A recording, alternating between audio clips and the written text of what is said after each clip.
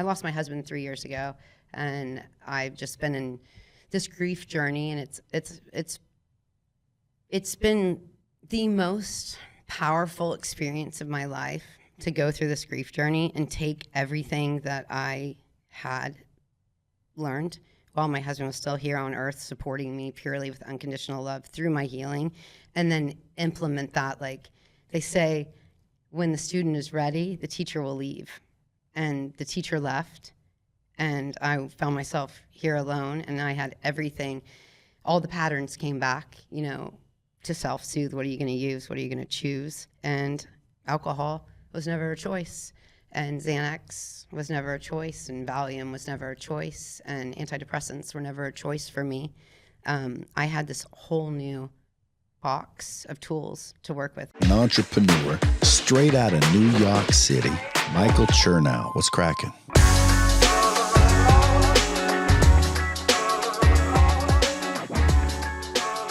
Then what? Then you just go straight for the plant medicine? I mean, you're asking me. I'm asking you. You're on the podcast. Yeah, I would go straight. Like if I got a Lyme flare, if I felt like you feel, if I had what you have going on right here, Kambo. I would Kambo myself, and I would get out of it, and I wouldn't be suffering anymore. So I would use Kambo, and if I had Lyme disease, if I had cancer or Lyme disease, these three things: diet, alkaline environment, bee venom therapy, and Kambo. And if I went out of here and got a cancer diagnosis today, I wouldn't even be worried. I would not go get any chemotherapy treatment. I would 100% just use Kambo and bee venom therapy, and I wouldn't even worry about it. I would know Mother Nature had me. I would know God had the cure, and that my body was going to be fine. A lot of the time with disease too, I have to mention this, people have a story in their head, and they're like, this isn't going to work, or this is going to work, or whatever. And whatever you say is. Well, so walk us through. I'm just curious because I'm thinking about the Kambo thing. Like, what happens on Kambo? Lots of different things could happen. Okay, so for the most part, well, men are served traditionally on their arm. Women are served traditionally on their ankle. Okay. Those two approaches lead for a different experience. Okay, if I give myself an arm Kambo, like a man, it's quicker. It gets to the point quicker. The first thing you're going to feel is like flushing through your body. You'll feel your heart racing.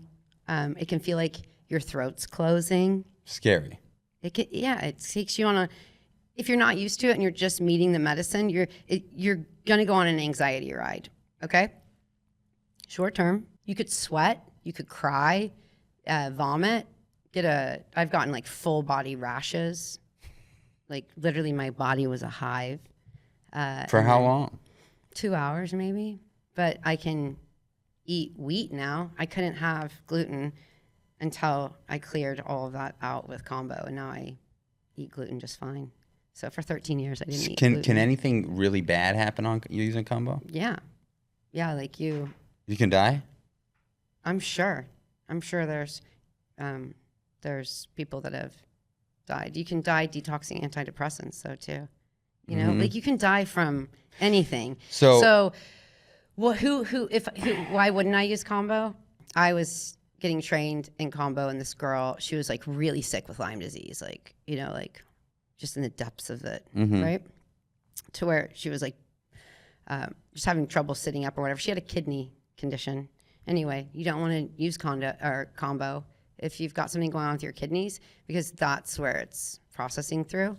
So that's not a great idea. So yeah, you want to make sure that you are not in terrible health, like heart condition, kidneys, those kinds of things. Other than that, I mean, I had a heart condition and I went for Kambo, but nothing happened to me. But what it does is it's intelligent. It's kind of like CBD, almost like your inner cannabinoid system, and it goes where it needs to go. So you're gonna have a different experience every time. Like if you've got gut issues going on, it's gonna go to your gut. If you've got like for me, I had that mast cell activation, so it went from my skin. Women will get like if they get like fillers, like lip fillers, or like the gel Botox stuff or whatever. I don't know if it does it with Botox, but I've heard with lip fillers, it'll actually like go to the site that they got the fillers, and they can feel it like in where they put foreign matter in their body. So what's going on during that? I have no idea. You know, I'm not a doctor, but yeah, vomiting, puking. And you can get a double rainbow. I've gotten a double rainbow. What's combo. that? You get it out both ends. You know, you're puking and you're pooping. Yeah, you're pooping. It lasts 20 minutes. That's it. That's it. So it's a 20-minute long thing. Yeah. And it's super powerful. Super powerful. And how often do you think like you would like need to do it? Like, what is wrong with you? Right. If I got bit by one of my friends just got bit by a tick. She's in upstate New York, so we'll just use her for an example. And she's a Kambo practitioner. Okay. So she's going to do 40 days where she's going to sit with Kambo like at least twice a week for 40 days. So that's what I would do if I got Lyme disease. Do you know does she know she's got Lyme, or has she just got a tick bite? No, but I mean, most ticks will have it. If you get bit by a tick, what are you going to do today? Honestly, I do doxycycline. Like that's, you know, because that's you're going to go get a prescription. Yeah. I'm immediately going to go get an antibiotic. I am going to my doctor if I get bit by a tick, and I am demanding 6 weeks of doxycycline. Mm-hmm. None of this 7 days, none of this 30 days. The half-life on Lyme disease and in cases in the biofilm, you need more than 7 days or more than 30 days to kill it. So, you know, why are you going to halfway do it? And then, God forbid, you start provoking and you just get an antibiotic protocol for 7 days or 30 days and you didn't kill it, you provoked it. And then your whole system, then boom, you're just going to Right, because I know that that I've heard that like antibiotics could potentially just literally wake them up. Yeah. Wake them up and then they're awake and you didn't do anything about it. You know, they're just thriving and they're having a party because your doctor's like, no, your gut health, you know, like, and they don't want you to take the antibiotics. But yeah, Lyme disease is one of the few things that will get me to run to a doctor. A tick bite is one of the few things that will get me to run to a doctor and immediately demand antibiotics. So now I'm all scared of Kambo. Why? You know, I think, so I've been doing a lot of breath work, and I'm just a hyper responder to everything. You know, so do a dot and see how you respond. I did that to a woman who's hyper responsive, and she's from Ohio. She was in our she actually works for 343 now, but she went through our grant process, and super sensitive, like super sensitive. So I gave her 1 dot. If you have a responsible practitioner, and they should work with your fears, and they should work with well, I think for the reason why is because so when I do breath, and I do a fair amount of breath work now for the last couple of years, you know, if I go for it, which I do, I could very easily feel like I'm having a heart attack.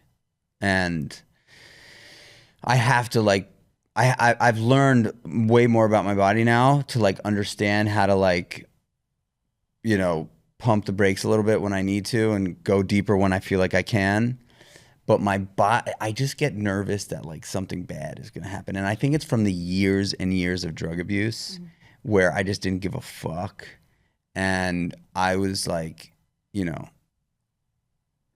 I mean, there were probably from 14 to 18, I would say. I mean, I had taken 5,000 hits of ecstasy. I was taking 20 hits of ecstasy a day for, you know, 3-4 days a week. I mean, I was completely out of my mind. And I think that really fucked my body up. Well, no, you love yourself now, right? Totally. Yeah, and you didn't love yourself back then. No. So now you're like your best dad to your body, and you want to make sure that whatever's coming for your body isn't going to hurt your kid. But I'm so intrigued for the Kambo. 100%. I feel like you can get rid of what you're going through with this. With Kambo. Yeah. It's not that hard. I'm telling you what I described to you from Kambo. I told you everything that could happen. Right. Okay. Now, have I had all of that happen to me? Yes. How many times have I sat with Kambo? So many times I have no idea how to answer that question. I have no idea. You sat with it a lot. A lot, yeah. I tell people, they say, how many times should you do Kambo? Do Kambo until you have no idea how many times you've done it. And then you're good. for so many reasons. Number one, why are you counting? Your ego. Well, I think also for me, because it's, for me being just in the world of recovery, right? Like I've been told, now you're the last person to tell me, but Kambo is not something that psychoactively impairs you're not going to, like, it's not a psychedelic. No, it's not a psychedelic. But Iboga is a psychedelic. It is a psychedelic, but why does a psychedelic mean that, like, we give kids ketamine before they go into surgery, and that's a psychedelic too. So why are you asking me, why would I feel like I'm jeopardizing my recovery with a psychedelic? Yeah. If it's medicine for your healing. Yeah, I mean, I think that it's just I haven't had the call for it, right? And I think, and I know a lot of people in recovery that have used psychedelics and gone on journeys, and I pass no judgment. I just know for me, I loved psychedelics when I was in active addiction. Loved. Yeah, but what were you doing? Ecstasy. Lots of psilocybin. Okay. Lots of acid. Definitely lots of ecstasy. I was like before the MDMA era. So I wasn't experiencing much. I mean, I think I did MDMA a few times, but I was really like in the press pill ecstasy days. And it was just, I probably did more cocaine, heroin, and alcohol than I did psilocybin and shit. But man, did I love fucking mushrooms. Like, some of the greatest nights of my life, right. I remember as a teenager running around New York City on mushrooms. Super duper fun. I just would be nervous to step over that line because I'll be 21 years sober this year in a couple of months. Like, I am an addict to the fucking maximus. Like, I know it. No one, like, I just am. You ask my wife, anything that I like to do, anything, hunting, fishing, fitness, business, throwing the football with my kids. Like, I like all that shit. I do it to the death. To the death. Okay. And so I get scared about thinking about playing with that fire, because that fire will burn down my fucking house. Yeah. I know that shit is true. Yeah. Now, again, I know a lot of people that are heavy, that were people in it that are in recovery with me that I used to party with, that were as bad, if not worse than I am, sat with ayahuasca, iboga, all the things, and they're fine. So, and you're sitting in front of me. You're like, yep. I mean, I was a hardcore Adderall addict. I drank a lot. I did all these things. Adderall, Xanax, cocaine, alcohol. Yeah, and you're, and so, like, I have to be very careful about what I say, because the last thing I'd want to do is, like, try to tell people, because I haven't experienced it personally, right? I haven't experienced personally. I think the platform is like, what I have experienced, I am so happy, confident, and stoked to share my experience with and my story with. But if I haven't experienced it, it's hard for me to be like, oh yeah, well, this person did it and they're good, and this person did it and they're good. Like, I would be afraid to say that there is a cure for addiction, because now we know that addiction is a real mental illness. Actually, it is a mental illness. I mean, I had a guy on the podcast that had been studying this. He's a double board certified neurologist and addiction specialist. He did human clinical studies on the brain and found out it is a brain disease. Addiction, our lipid system is very different than his lipid system. You know what I mean? Like, we fire dopamine 10 times our dopamine responders. So I just... Okay, let me hear that bogus stuff. I love the intro. Everything you're saying, I'm over here just like, I know, hey! I can see it. Because you're just like, everything you're saying is just gonna help you in your community. I'm gonna take one compound. We're gonna talk about one because it's the compound of the hour in the United States right now. yesterday, for the listeners that don't know, the state of Texas just signed a bill into law allotting $50 million in state funding from the state of Texas towards the research and development of ibogaine for therapeutic use for addiction, unresolved trauma, and depression, PTSD, all of that stuff. So they are currently working on, I think they're doing a 60-day window for bids for medical facilities to roll this out medically. And the question was asked to Governor, asked a question about drugs, or this is a drug. And he said, this is not a drug, this is a medicine. So what happened with iboga, you mentioned all this stuff you were talking about. You love to party. Like, I love to party so much. So I completely know what you're saying about wanting to go trip and wanting to go party with mushrooms with your friends and go hit acid and go to the festival and just be out there raving, right? Mm-hmm.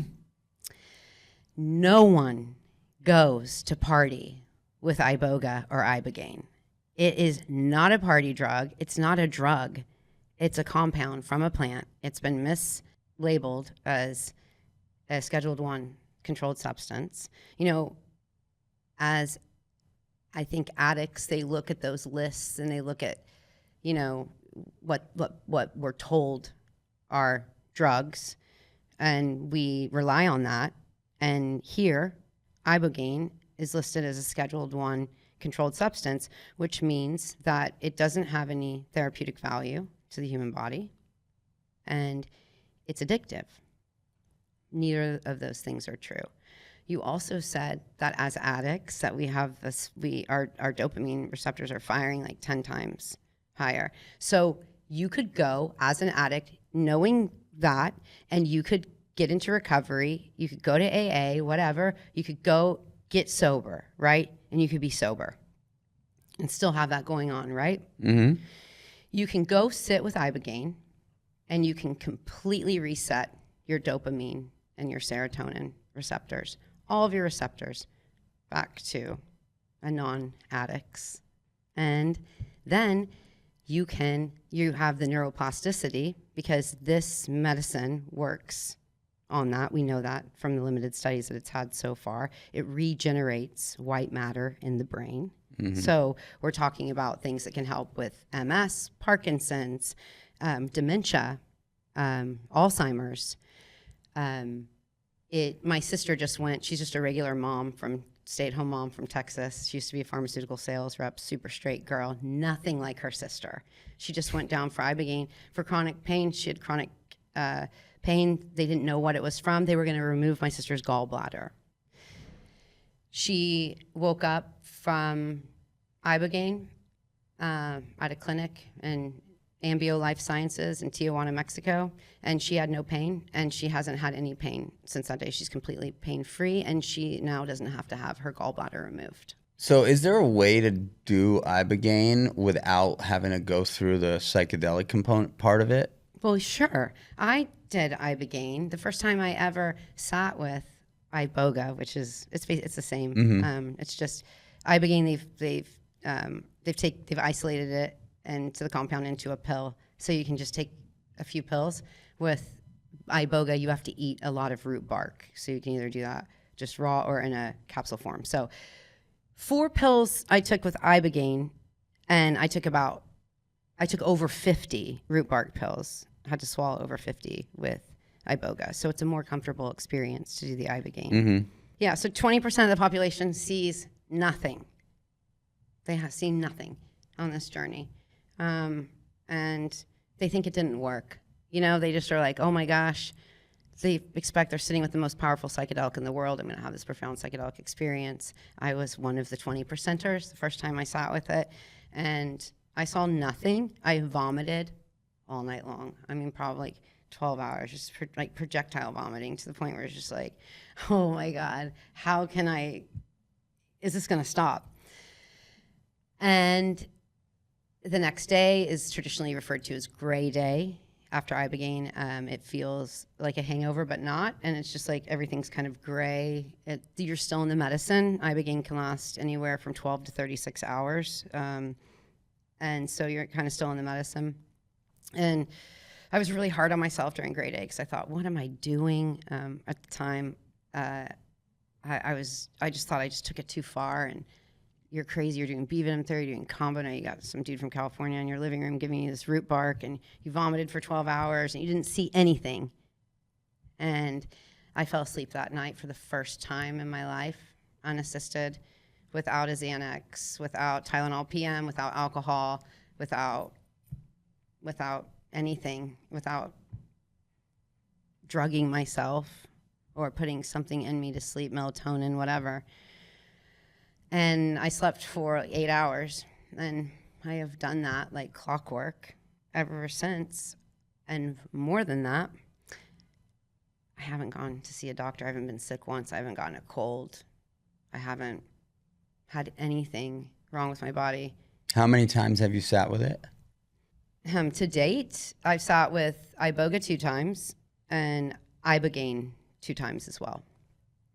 And for different reasons. And so you'll choose to go back to the medicine if something comes up and you feel like you need a little.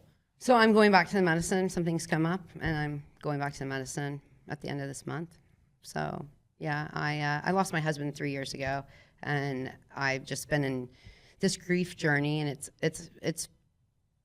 it's been the most powerful experience of my life to go through this grief journey and take everything that I had learned while my husband was still here on earth, supporting me purely with unconditional love through my healing, and then implement that. Like they say, when the student is ready, the teacher will leave. And the teacher left, and I found myself here alone, and I had everything. All the patterns came back, to self-soothe. What are you going to use? What are you going to choose? And alcohol was never a choice. And Xanax was never a choice, and Valium was never a choice, and antidepressants were never a choice for me. I had this whole new box of tools to work with. I had what you mentioned, the breath work. I had meditation. I had my infrared sauna. I had self-love. I didn't want to do those things to my body anymore.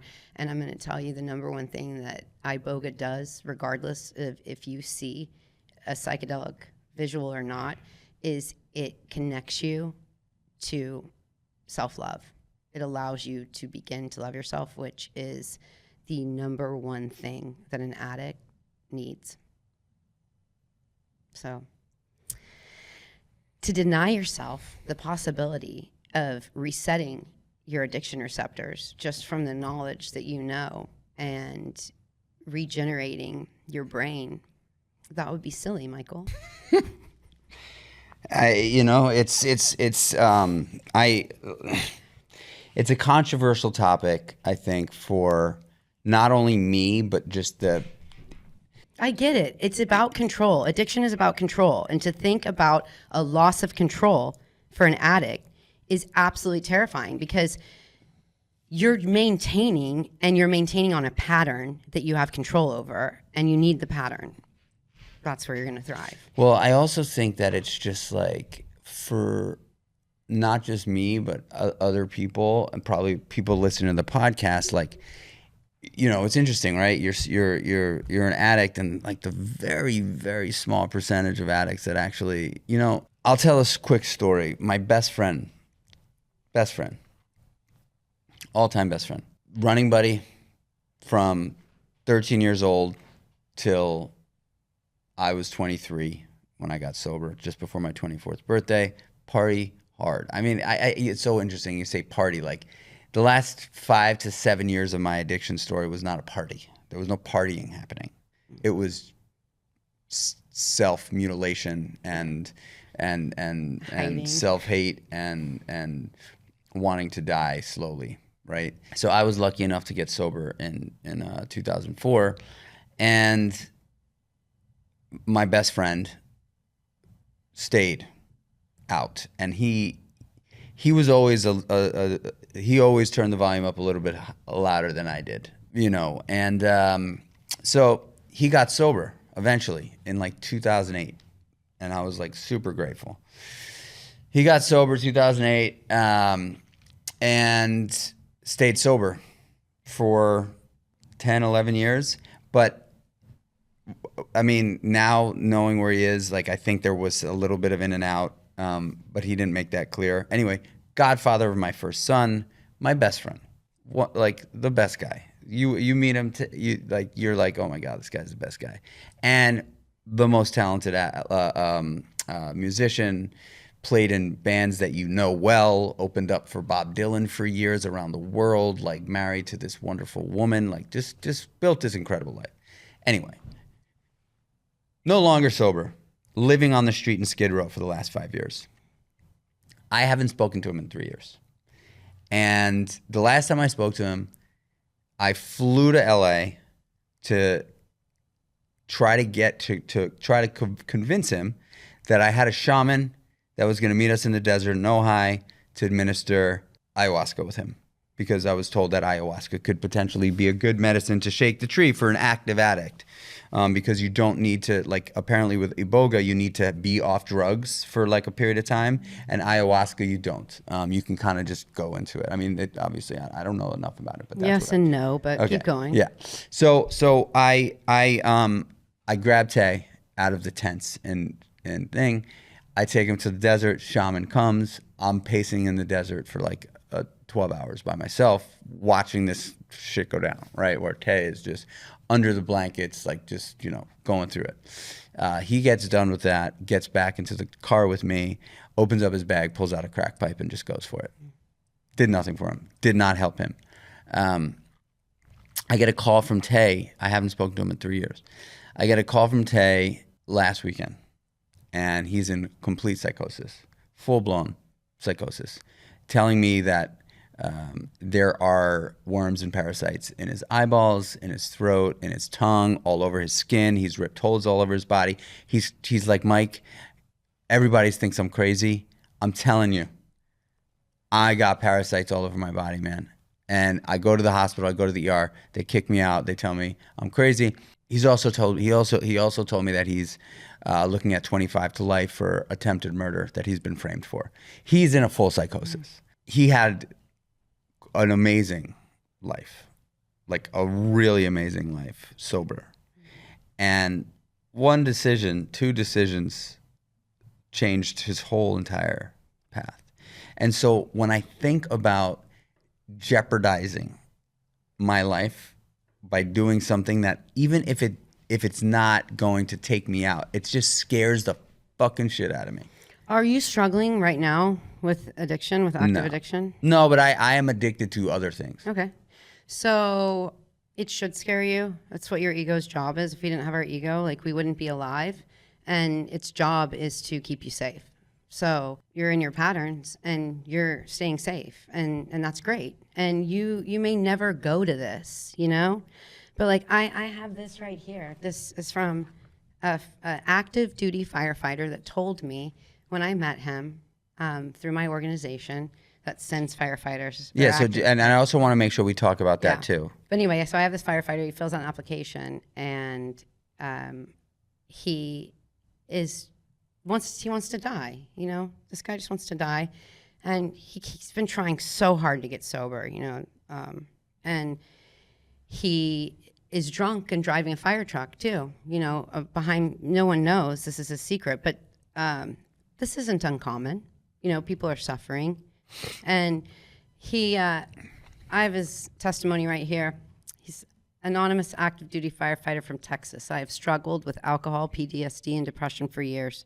I've tried over 7 inpatient rehab facilities, sober living, AA, pharmaceuticals, and individual therapy. I was never able to maintain long-term sobriety or address my trauma. I was broken, hopeless, and at the end of my rope. Suicide felt to me like the only way out. And a friend reached out to me, told me about Ambio Life Sciences and the success many have had with plant medicine. Unable to pay for it, I heard about a not-for-profit organization. This was the first time I'd heard of the Casey Skudin 343 Fund. This fund was started by Casey's wife, that's me, Angela, to honor Casey, who's a member of the FDNY and died far too soon in a tragic accident. Within a few days after putting in an application, I got a phone call telling me I was accepted. I had no idea how profound and life-changing this healing journey was going to be. Since returning home, I've had zero desire to drink, experienced joy, love, peace, and purpose in my life. The fun didn't just save my life, it gave it back. This man is going to be a year sober on July 15th. He runs with his fire department a community of sober support. What the fire department gives them a space to meet. I asked him what has kept him sober, and he said community. And he also said, also acknowledging, like, looking at himself, being able to, I love myself now. I'm having a craving for alcohol. Is it really a craving for alcohol? What can I do with it? What new tool can I move to? For him, he moves towards, like what you mentioned, breath work. I think a lot of people will move that, or towards this community support. He is now in a coaching program. He's going to be one of my coaches for people coming through and leading small group pre and post journey supports for me. So this man tried everything to get sober, and he is now not drunk at the firehouse, so our communities are safer. He's walking other people, shepherding them through this process, and he has freed himself of his addiction and gotten to the point where he can actually sit and view his patterns rather than just going and grabbing the bottle, and choose better for himself because he has self-love. So just because something has been categorized by the U.S. government as a scheduled and controlled substance doesn't mean people should say that's a drug. This isn't a drug. This is a medical compound. The governor of Texas said so yesterday, and the people of Texas have put $50 billion into developing this. 50 million. Million. Why am I'm Austin You're Powers. like 50,000, 50 billion. 50 billion. At least I'm not saying 50,000 anymore. 50 trillion. The people of Texas have put What's higher 50 than a trillion? quadrillion. 300 million trillion. I'm like Biden over here saying numbers. Anyway, $50 million. All right, listen, into it, we've covered so much, and there's got to be a round 2 of this podcast because there's just so much. There's so much, and I'm actually really excited to share with you sort of what my experience is after the retreat, because chances are I will do Kambo. Yeah. And the other I guess they're called warrior medicines. Okay, I can tell you what you're going to experience with that. Do you want the Sananga? They're eye drops for your eyes. Yeah, that's what I've heard. That's going to be tough, right? Super hard. Super hard. And you're going to think you're never going to see again, and that you're blind, and you're going to maybe even people kick their legs and act like children, and then in 5 minutes it's gone. 5 minutes it's gone, and then you have this capacity to control your anger, to see things differently that you didn't have before. Like, you have this inner vision is what Sananga works on. Hape, amazing. Great for grounding. It's tobacco and plants crushed up. It depends on what formula you're going to have. You can have all sorts of different plants in that hape. And depending on the plant, it depends on the kind of energy that goes into it. So a masculine or a feminine plant will alter it. So tobacco's already super masculine, so it's kind of like a lot of people use it before meditation because it just literally just grounds you, like root to ground when you do hape, and it clears everything out. So it gets your mind ready to sit with the medicine. Kind of relieves that anxiety a little bit. When you first initially get it, though, you're going to feel like you're drowning. You just breathe out your mouth, and then you'll be ready for the other side. But yeah, it's kind of it'll hit your pineal gland and just kind of like just get you into it. But I think you're going to like it. That is super addictive, and a lot of people that do that I'll be like, oh, we got another hape addict, so it's tobacco. Got it. So that one's like, I got addicted to hape during my healing. I was like, luckily it was during 2020, so you had that face mask on, so you're just snorting hape up your nose. Oh my gosh. Yeah, but I'm interested to hear about Yeah, I'm going to tell you all about it, and then we'll have you back on the show. I mean, I know that there's going to be a lot of commentary on this one, and I think having an open mind, and I'm curious as hell. Like, what is life like if you? I don't believe in blinders, and I am an open-minded dude, and I think for this kind of platform, this kind of setting, like, I'm just so curious, and I've got another really good friend who sober. Dude, I want to go get your friend on Skid Row and take him to the Ibogaine clinic. Yeah, I think they have. He would need 2 journeys though. He would need back to back. I think also, like, he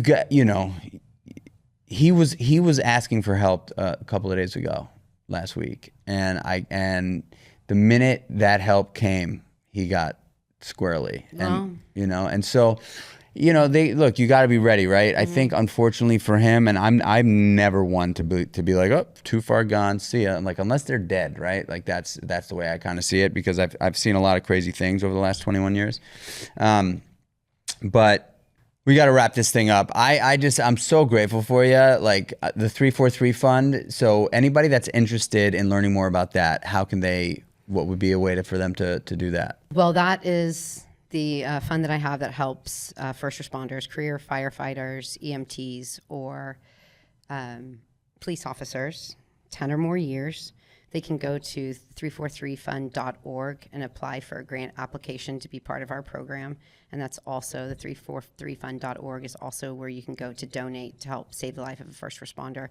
99% of the funds that come into our organization go directly out to help save the life of a first responder. And then you also have a few businesses. Tell us about the coffee shop. I have a coffee shop actually opening tomorrow in Long Beach, New York, called Space Cowboy Coffee Company. And I just opened this coffee shop because there was nowhere to get clean ingredient beverages in my town. And I was just sick of it. So I said, well, I'm going to open a coffee shop. So I have no idea what I'm doing. So this will be the first coffee shop. Yeah. And then the other businesses. Retail businesses. I have a retail apothecary business called Nornier Apothecary in Long Beach, New York. I'm really interested in going to check that place out. When I was looking at it, I was like, this has got some cool, funky stuff in there. It's really cool. You have to go in a store to get into it. So it's in Codfish Cowboy, and you like go through the old bathroom of that store, and then you go into this other store, and it's a whole new vibe. It like completely changes. So cool. Yeah. So I own the Codfish Cowboy in Long Beach, New York, and Nornier Apothecary and the Space Cowboy Coffee Company. So. Girl, you're killing it. You're killing it, and you beat the heat with Lyme disease. I mean, that's big. That's crazy. Yeah, I'm going to get you on the other side of that too. So I've heard that a bunch. I had another guy on the podcast about 8-9 months ago tell me that too. Didn't work. Oh, you haven't saw the Kambo yet. So. No, and then that so I gotta. Yeah, I mean, I got all sorts of things going on upstairs right now, but and I think having people on the podcast that are thought provoking, that make people think. I mean, I think that's it, right? Like, you can hear, the podcast is this. I do believe this is here to just give people an opportunity to just think outside the box. Like, take a few things home with you, leave what you don't want. Maybe get triggered. Maybe definitely. There's going to be a lot of sober people that are going to be like, "Fuck that guy." No. You know what? I grew up, and I come from generational alcoholics. My mom is sober now, and she went through AA to get sober. And I remember my mom told me, "You cannot be sober if you are not going to an AA meeting every day or every whatever her rules for her sobriety were at the time." And she clearly said that woman would die on that sword, because that was her reality in that moment, which made it true for everyone else. My mom hasn't been to an AA meeting in probably 20 years, and my mom's still sober, So whatever you want your reality to be. This is the way I think we should finish with this. I agree with you. I think that the facts are AA, NA, 12-step. From my experience and from what I've seen, is the most powerful way for addicts to get sober and happy. Now, I don't go to AA anymore. I check in once in a while, but I don't go. The first 10 years, though, I went hard. I had a commitment for the 10 years, for the first 10 years. I was at meetings probably 5 to 7 days a week, and I was in it, and I needed it because I was ready to die an addict, you know? And so I owe my life to AA, for sure I do. Yeah, my mom too. Yeah, I owe my life to it. However, they do plant this seed that if you don't go, you're gonna go out and you're gonna use and drink. If you know, and I haven't found that to be true for me. I know it's true for a lot of other people I know, though. You stop going too early, and you know. Anyway, all right. You're fucking awesome, really. Angela, I'm so grateful for you and for you being able to come on here and just be like, dude, this is it. This is just like my story. This is what it is. This is how it is. Like, I can't say this is facts for everyone, but I can tell you right now, this is my life. And you've saved other people's lives with the same philosophy. Thanks for being here. Thanks, Michael.